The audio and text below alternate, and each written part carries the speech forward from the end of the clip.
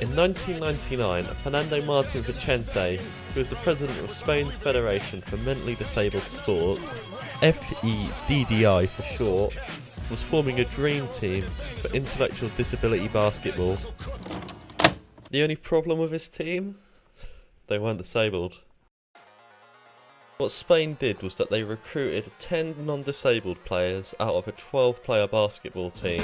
And you might be asking, how on earth did they get away with this? But first, let's discuss what was needed to qualify. To explain what is intellectual disability basketball. It is basketball, but the competitors have to take a test that shows their IQ is no higher than 75.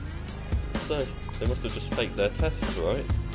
The problem with faking an IQ test, however, is that you will always end up with a score that is way too high or way too low to be believable. So how did Spain manage to get through the testing then? Well, it turns out that all of the tests for the Paralympic Games were expected to be done in the home country, so they could have just lied and faked their certificates to say that they had done them. Before we get ahead of ourselves, let's just focus on one player in particular. 5 months before the Paralympic Games, Carlos Ribagorda was invited to train with the basketball team there in Madrid. Ribagorda said that in his 5 months of training there he did not see a single disabled person in sight. The 2 other players that actually were disabled on their team came from elsewhere and they did not train with them at all.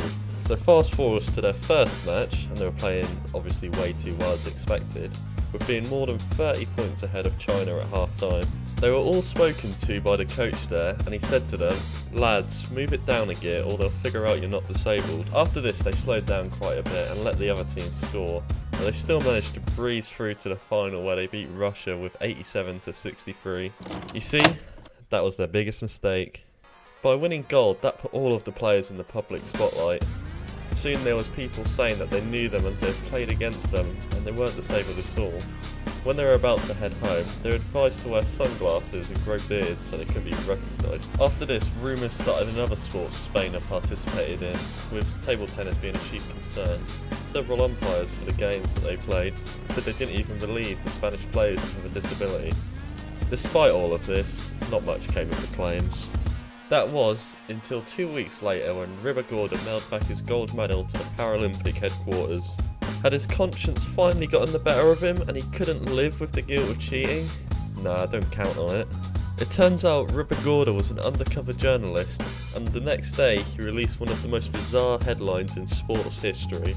He had blown the whole thing open, though very few people were surprised when he actually uncovered it. This event had a massive impact in Paralympic Games history, with intellectual disability basketball not appearing again. So what happened to Fernando Martin Vicente, the mastermind behind the whole plan? Not much until 2013, when the Madrid court fined him a grand sum of €5,400. And all of the athletes? They walked away with no charges. Why would someone attempt to do this? People argued in their defence that they did it to receive more grants from the government, and by using those grants they could help people who had actual mental disabilities for maybe decades to come. Or maybe they did it because they thought they could get away with it, and they almost did.